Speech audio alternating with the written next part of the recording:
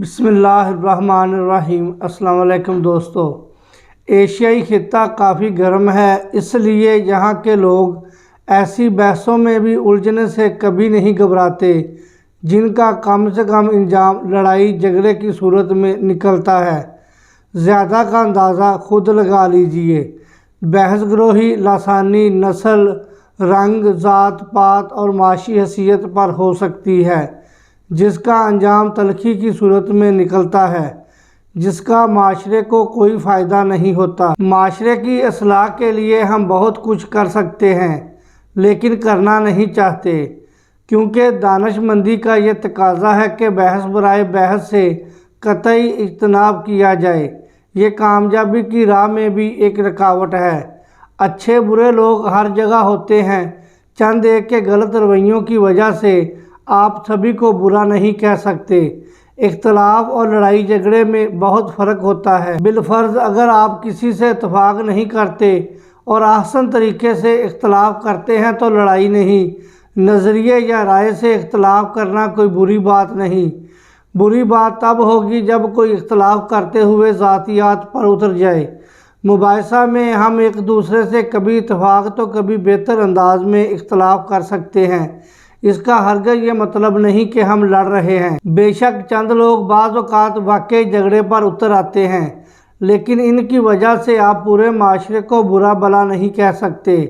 آپ صرف معمولی سے خالی گلاس کو ہی پوائنٹ آف نہ کریں، بلکہ یہ بھی دیکھیں کہ تقریباً پورا گلاس بھرا ہوا ہے۔ یہ بھی دیکھیں کہ اس کو بھرنے میں لوگوں نے کتنے لمبے عرصے تک اور کتنی محنت کی ہے۔ ہمارے علاقے میں ایک نوخیز لڑکا تھا جس کو غصہ بہت آتا تھا۔ ایک دن اس کے والد نے کیلیں اور ایک ہتھوڑا دیا۔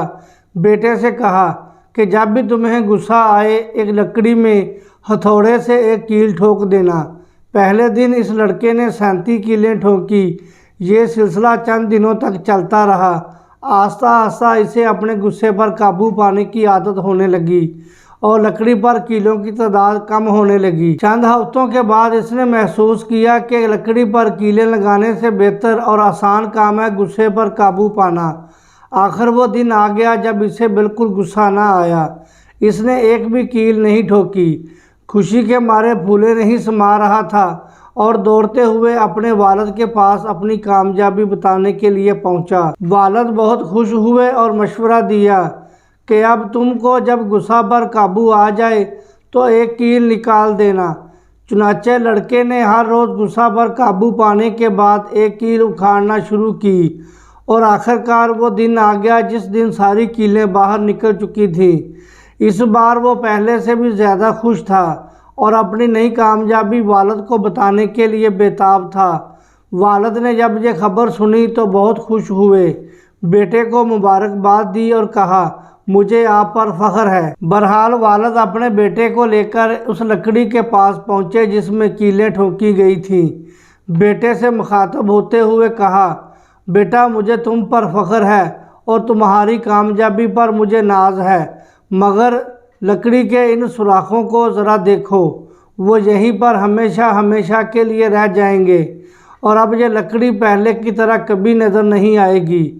ہم ان سوراخوں کو اب کبھی نہیں مٹا سکتے۔ اسی طرح جب تم غصہ میں کچھ بولتے ہو تو اس کا نشان اسی طرح دلوں پر باقی رہ جاتا ہے۔ اور ایک سوراخ کی طرف اشارہ کرتے ہوئے کہا اس طرح۔ بیٹے نے اپنے باپ کی حکمت آموز نصیحت کو غور سے سنا اور یہ وعدہ کیا کہ پھر وہ ایسی غلطی کبھی نہیں دہرائے گا۔ کچھ لوگ دوران بحث غصہ کرتے ہیں، آپ کوئی موضوع چھیڑ دیں، وہ اس پر اپنی دانشمندانہ رائے دینے سے باز نہیں رہیں گے۔ ہر موضوع پر خواہ اس پر مطالعہ ہو یا نہ ہو، سحرہار بحث کرنے کے لیے ہم وقت تیار ملیں گے۔ کچھ معصوم لوگوں کو یہ غلط فہمی ہے کہ بحث کرنے سے علمی تفوق ثابت ہوتا ہے۔ آج کل سوشل میڈیا پر ایسی شخصیات زیادہ سرگرم نظر آتی ہیں، حالانکہ بحث و مباحثہ ایک ایسا لایعنی مشغلہ ہے جس سے آج تک کوئی مسئلہ حل نہیں ہو سکا اور نہ آئندہ ہوگا۔ ہاں، اس سے توانائی، وقت اور صلاحیت ضرور برباد ہوتی ہے۔ کسی جید عالم دین کو کبھی آپ نے بحث کرتے دیکھا ہے؟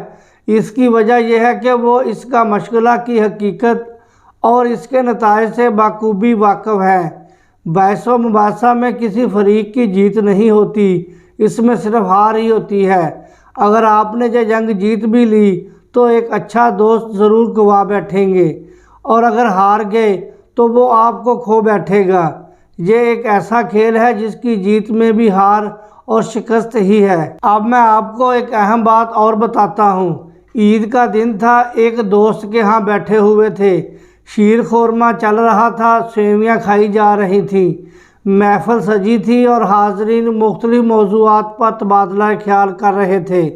ایک عزیز دوست جو ایک مشہور ملی تنظیم میں کام کرتے ہیں، اور اتفاق کی بات یہ ہے کہ ان کے ہم زلف جو پڑوسی بھی ہیں، ایک غیر ملکی فلاحی تنظیم سے وابستہ ہیں، دونوں اپنی اپنی تنظیموں کی تعریف کر رہے تھے اور بات چل رہی تھی۔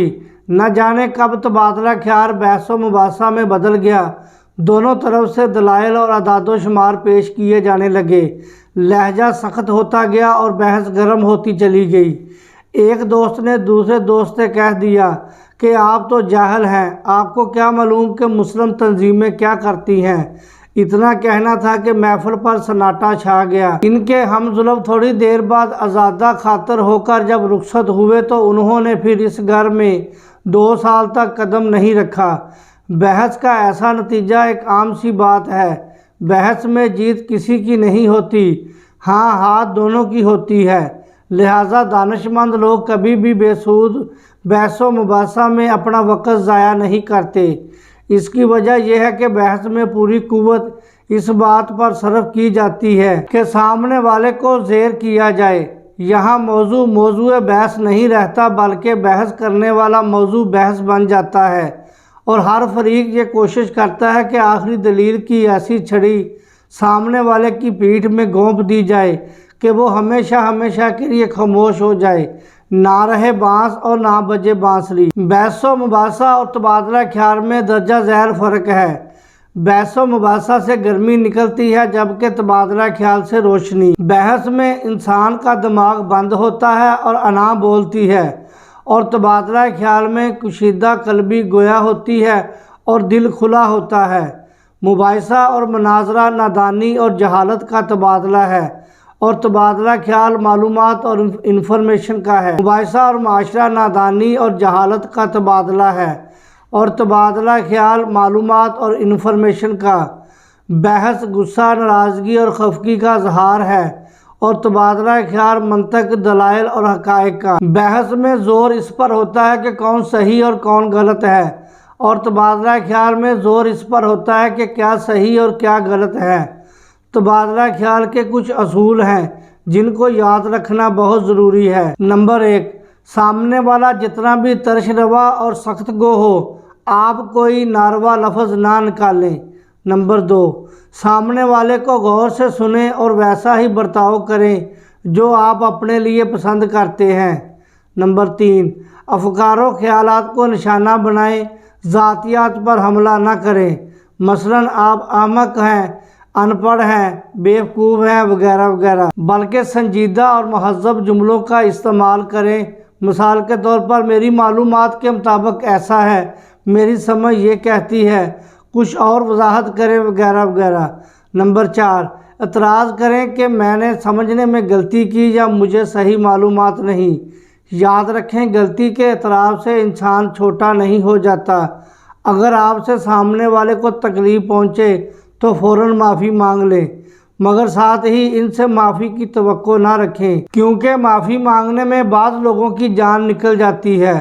نمبر 5، اپنا ذہن و دماغ کھلا رکھیں تاکہ نئے افکار و خیالات سے آپ بھرپور مستفیض ہو سکیں۔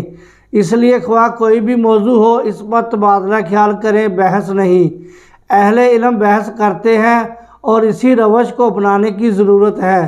ڈسکشن میتھڈ کی ضرورت ہے کہ آپ اچھی طرح سے تیاری کر کے اپنے موضوع پر بحث کریں۔ طلبہ کو اس بات کے لیے ترغیب دینا کہ وہ اپنے دلائل بارے پیشگی سوچ بچار کر لیں اور اپنے ساتھی طلبہ کے سوالات کے جوابات دینے اور ان کے دلائل پر بحث کے لیے تیاری کر لیں، تو اس سے طلبہ کے دلائل دینے، تجزیہ اور سوچ بچار کرنے کی قوت میں اضافہ ہوتا ہے۔ اس سے ان کو ایسی بنیادی مہارتیں حاصل ہوتی ہیں جو کسی بھی شعبے یا مضمون میں کامیابی کے لیے ضروری ہیں۔ ڈسکشن میتھڈ یا بحث و مباحثہ کے طریقہ کو یونانی فلسفی سقراط کی نسبت سے سقراطی طریقہ بھی کہتے ہیں۔ سقراط گفتگو اور بحث کا طریقہ اپناتے ہوئے اپنے پیروکاروں کو مشغول رکھا کرتا تھا۔ کسی غیر سیاسی بات چیت کی خوبصورتی شخصی باتوں کو سیاسی بحث بازی بنانا نہیں ہے، بلکہ قرینے کے ساتھ اور لے تال ملاتے ہوئے الفاظ کے انضمام میں ہے، بالکل اسی طرح جیسا کہ فنکاروں کے درمیان کا مذاکرہ ہو۔ لچھے دار لفظوں میں لپٹی زبان اس بات کی گارنٹی ہوتی ہے کہ سوال پوچھنے اور جواب دینے والے دونوں کی شخصیت بڑی بنی رہے گی اور پوری مینجمنٹ کے دوران صبر قائم رہے گا۔ اس سب سے ایک ایسا تصوراتی ماحول پیدا ہوتا ہے جیسا شاعر اور فلسفی کے درمیان بات چیت ہو رہی ہو، جو ایک دوسرے سے بے حد رشک کرتے ہیں، لیکن حقیقت میں تو ایسا ہے ہی نہیں۔ بحث و مباحثہ کے دو انداز ہیں، رسمن اور غیر رسمن۔ غیر رسمی گفتگو میں بحث گروپ اور غیر رسمی بیٹھک وغیرہ شامل ہیں، جن کے اصول و ضوابط پہلے سے طے شدہ ہوتے ہیں، جبکہ رسمی بات چیت میں تمام لوگ یا لوگوں کے چھوٹے چھوٹے گروہ دیے گئے عنوانات پر بحث کرتے ہیں اور ان کے لیے پہلے سے کوئی اصول و ضوابط نہیں بنائے جاتے۔ ہماری قوم کے اندر سنجیدگی اور متانت بہت کم بلکہ جذباتیت کے عنصر زیادہ پائے جاتے ہیں۔ یہی نہیں بلکہ مذہبی طبقہ سے لے کر بعض جماعتوں میں بھی ایسے لوگ موجود ہیں جو جذبات کو مشتعل کر کے اپنے مقاصد کی تکمیل کے لیے استعمال کرتے ہیں۔ دکھ کی بات یہ ہے کہ قوم کا یہ طبقہ اس طرح کی غیر اصولی اور غیر فطری باتوں پر رقص کرنے کو اپنی سعادت سمجھتا ہے۔ ملت کی عظمت رفتہ اور مستقبل کی تعمیر و ترقی کے لیے اجتماعی طور پر جذباتیت سے خود بھی باز رہنا ہوگا اور اپنے حلقہ ارادت سے وابستہ افراد کی ترتیب بھی پاکیزہ ڈگر پر کرنے کے ساتھ ساتھ انہیں اشتعال انگیزی سے بھی پوری طرح محفوظ و ممنوع رکھنا ہوگا۔ جذباتیت ایک ایسی سنگین راہ ہے جو کسی بھی قوم، معاشرہ اور سماج کی تہذیب و ثقافت کو ہی خاکستر نہیں کرتی، بلکہ اس سے حساس اور زندہ معاشروں تک کا روشن مستقبل غارت ہو جاتا ہے۔ یہ سیاسی فہم بصیرت کو بھی بری طرح مجروح کر ڈالتی ہے۔ اس پرخطر وادی میں کودنے والے ہر طرح کے افراد موجود ہیں۔ اب لازمی طور پر ہمیں سماج کی کشادگی کو رفع کرنے کے لیے غیر سنجیدہ باتوں سے بچنے کی ضرورت ہے۔ بہت شکریہ دوستو، مجھے اجازت دیں، اپنا خیال رکھیں۔ اللہ حافظ۔ السلام علیکم ورحمۃ اللہ وبرکاتہ۔